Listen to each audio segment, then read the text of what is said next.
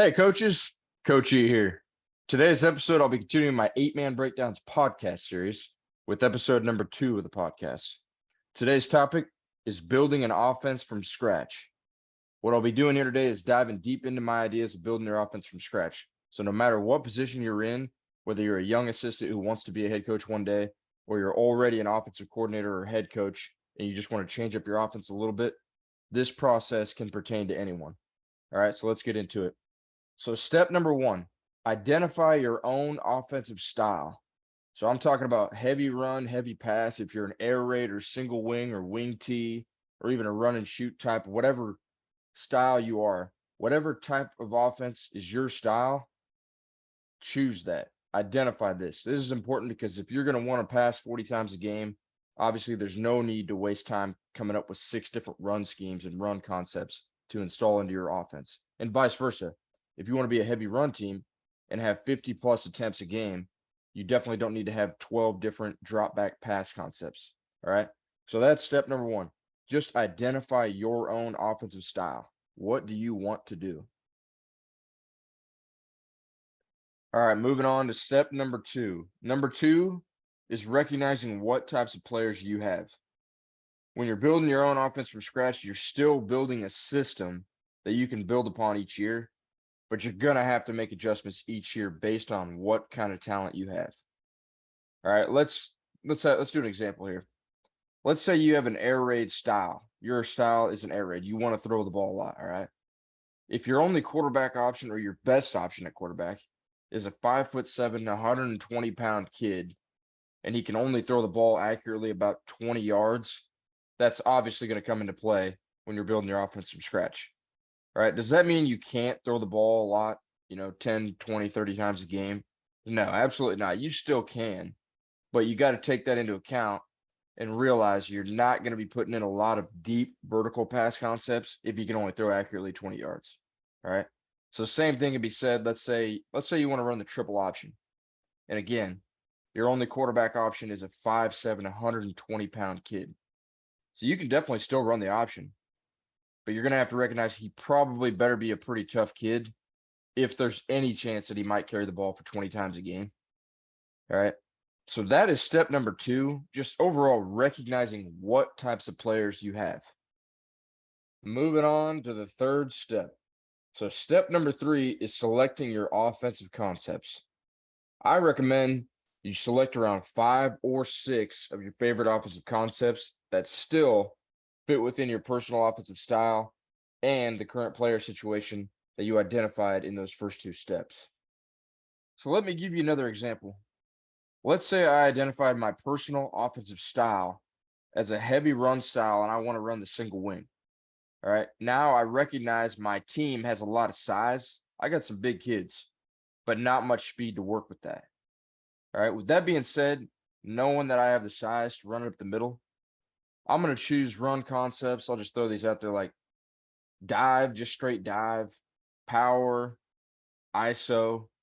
And then honestly, if I don't have much speed, I'm probably going to add counter or some other form of misdirection or adding reads to my dive. So I could run the dive option or adding a read to power. So power read. And that with misdirection and counter, that might help make up for the lack of speed on my team. All right. So there's 4 concepts right there. We got dive with the option, power with power read, ISO, and counter. All right. So in this heavy run example, I still left room for pass concepts if I want to add 1 or 2. Okay. And let me throw that out there. Let's say I'll choose the flood concept, which could be a good play action pass concept versus man or zone. And it honestly still pairs up with the runs I chose.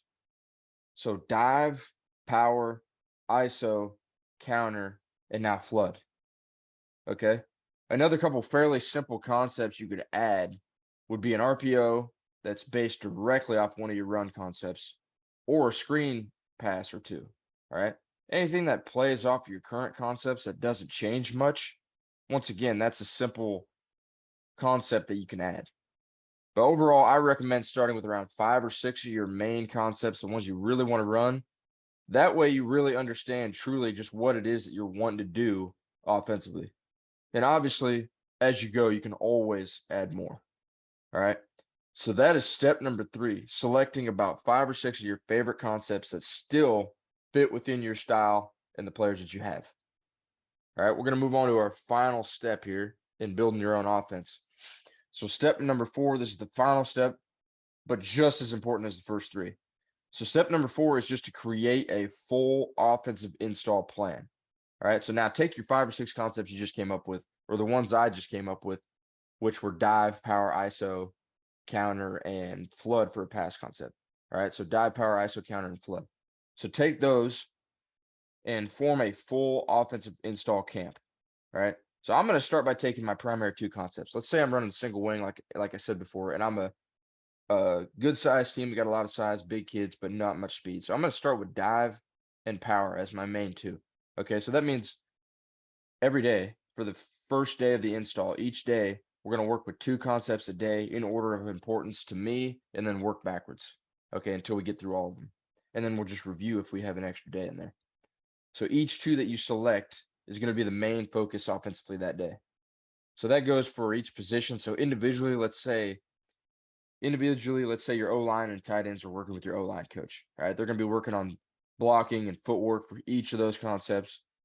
Then at the same time, the running backs, quarterbacks, fullbacks, whatever, they're all going to be working on handoffs. So mesh point, running lanes, misdirection or counter steps, all that stuff. And with those same main 2 concepts that you're working on that day. And then, of course, eventually bringing it all together in a TMO session is really good, obviously, to really rep those same concepts all together, recreating the situation in a game. So whether you create a 3, 4, or 5-day camp install, I would start with my primary concepts and work backwards, right? And whenever it is that you have your team camp in the summer, whatever days work best for you and your teams and coaches, stick with that. I truly believe that having a full plan for your offensive install camp in the summer is underrated. I think we didn't do it enough. When I was in high school, we really didn't have a lot of full camp installs each year. We would go over a few things in the summer, but it was never like a full camp like I do every year. But the sooner, I still believe, the sooner you can introduce these things and get your entire offensive plan to your players, the better. Because each day you get them mental reps in, get your players reviewing or studying the offense even more and understanding all the details. I truly think that's just the more ahead of the game you're going to be when the season approaches. So that is step number 4 and the final step of creating a full offensive install plan. All right. So that is going to wrap up this episode of 8-Man Breakdowns podcast, building an offense from scratch. Reminder, you guys, my plan is still to release 1 video every Tuesday at 7:30. So if you want to see videos right away, tune in to YouTube on Tuesday nights at 7:30 to my channel. Remember, if you got any questions for me, comment your questions on any of the videos. I'll get back with you as soon as I can. Might even use your question in a future video. If you enjoyed this video, please click subscribe and check out all my previous videos here. And like always, you guys, thank you for tuning in.